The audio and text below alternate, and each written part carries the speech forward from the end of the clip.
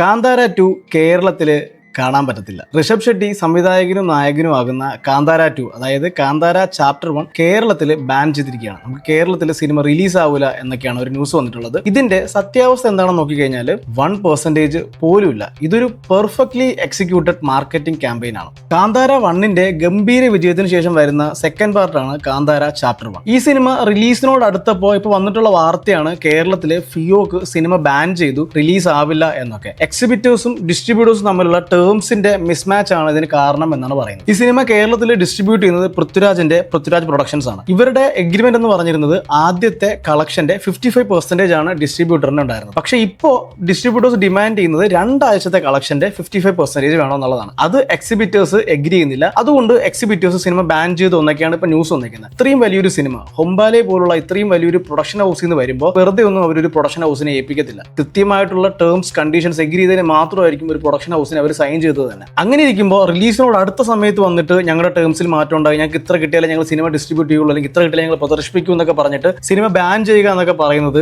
ആൾക്കാരെ പൊട്ടന്മാരാക്കുന്നതാണ്. ഇത്രയും പൊട്ടൻഷ്യൽ ഉള്ള ഒരു സിനിമ ബാൻ ചെയ്യുകയാണെങ്കിൽ അതിന്റെ നഷ്ടം ഡിസ്ട്രിബ്യൂട്ടേഴ്സിനും എക്സിബിറ്റേഴ്സിനും തന്നെയാണ്. അതുകൊണ്ട് ഒരിക്കലും അവർ അങ്ങനെ ഒരു മണ്ടത്തരം കാണിക്കില്ല. ഇതിന്റെ റീസൺ നമ്മൾ നോക്കുകയാണെങ്കിൽ സിനിമ ഇപ്പോൾ റിലീസിനോട് അടുക്കുന്നുണ്ട്, പക്ഷേ ഒരു തരത്തിലുള്ള ഹൈപ്പും ഇപ്പൊ സിനിമയ്ക്കില്ല. ഈ സിനിമ റിലീസ് ആവുന്നുണ്ടെന്ന് നമ്മളീ പലർക്കും ഇപ്പോഴും അറിയത്തില്ല. നമ്മൾ ഈ സിനിമയുടെ പേര് വീണ്ടും കേൾക്കുന്നത് ഇങ്ങനൊരു ഇഷ്യൂ വന്നപ്പോഴാണ്. ഇത് തന്നെയായിരുന്നു അവർക്കും വേണ്ടിയിരുന്നത്. പൃഥ്വിരാജ് പ്രൊഡക്ഷൻസ് ഈ സിനിമ എടുത്തിട്ടുണ്ടെങ്കിൽ അതിൽ ഇവർക്ക് കൃത്യമായിട്ടുള്ള ലാഭം എത്ര ഉണ്ടാവും എന്ന് കാൽക്കുലേറ്റ് തന്നെ ആയിരിക്കും എടുത്തിട്ടുണ്ടാവുക. ഇപ്പൊ ഇവർ ചെയ്തേക്കുന്നത് ഹ്യൂമൻ സൈക്കോളജി വെച്ചിട്ടുള്ള കളിയാണ്. ഇപ്പൊ ഈ സിനിമയെക്കുറിച്ച് ആരും പറയുന്നില്ല, ആരും സിനിമയെക്കുറിച്ച് അറിഞ്ഞിട്ടില്ല, ആർക്കും ഇതിനെക്കുറിച്ചൊരു ബോധമില്ല. ഈ സമയത്ത് ഇങ്ങനൊരു നെഗറ്റീവ് സാധനം വന്നപ്പോൾ ഓട്ടോമാറ്റിക്കലി എല്ലാ ന്യൂസ് ചാനൽസും ചർച്ച ചെയ്യുന്നത് ഈ സിനിമയെക്കുറിച്ചാണ്, എല്ലാ ട്രോൾ പേജസും ചർച്ച ചെയ്യുന്നത് ഈ സിനിമയെക്കുറിച്ചാണ്, എല്ലാ മൂവി പേജസും ചർച്ച ചെയ്യുന്നത് ഈ സിനിമയെക്കുറിച്ചാണ്.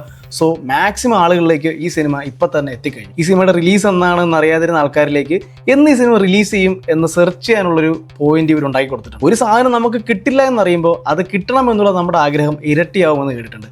അതുകൊണ്ട് തന്നെ ഈ സിനിമ കേരളത്തിൽ വരില്ല, കേരളത്തിൽ ബാൻ ചെയ്തു എന്നുള്ള ന്യൂസ് വരുമ്പോൾ ഇതെങ്ങനെ കേരളത്തിൽ വരും, എന്നാണ് ഇതിന്റെ റിലീസ്, ഇനി ഇതിന് എന്തെങ്കിലും അപ്ഡേറ്റ് ഉണ്ടാവും എന്ന് കണ്ടിന്യൂസ് ആയിട്ട് നമ്മൾ മലയാളികൾ സെർച്ച് ചെയ്തുകൊണ്ടിരിക്കും. ഇത് തന്നെയാണ് അവർക്കും വേണ്ടത്. അവരുടെ സിനിമയുടെ ട്രാക്ഷൻ കൂടും, ആൾക്കാർ ഇതിനെക്കുറിച്ച് കൂടുതൽ അറിയും, വൈഡ് ഓഡിയൻസിലേക്ക് എത്തും. അവർ ആഗ്രഹിച്ച ടാർഗറ്റിലേക്ക് ഈ ക്യാമ്പയിൻ എത്തിക്കഴിയുമ്പോൾ അവർ നൈസായിട്ട് വന്നിട്ട് എല്ലാ പ്രോബ്ലവും സോൾവ് ആയി ഞങ്ങൾ സിനിമ റിലീസ് ചെയ്യുമെന്ന് പറയുന്നു, സിനിമ റിലീസ് ചെയ്യും, നമ്മളെല്ലാം പോയി കാണും, ഓഡിയൻസിനെ പെർഫെക്റ്റ് ആയിട്ട് മണ്ടന്മാരാക്കി. അതുകൊണ്ട് കാന്താര 2 കേരളത്തിൽ ബാൻ ചെയ്യാൻ പോകുന്നില്ല, കേരളത്തിൽ റിലീസ് ചെയ്യാതിരിക്കാനും പോകുന്നില്ല. വളരെ പെർഫെക്റ്റ് ആയിട്ട് എക്സിക്യൂട്ട് ചെയ്ത ഒരു മാർക്കറ്റിംഗ് സ്ട്രാറ്റജി മാത്രമാണ്. ആൻഡ് ആ സ്ട്രാറ്റജിയിൽ അവർ വിജയിച്ചുകൊണ്ടിരിക്കുകയാണ്.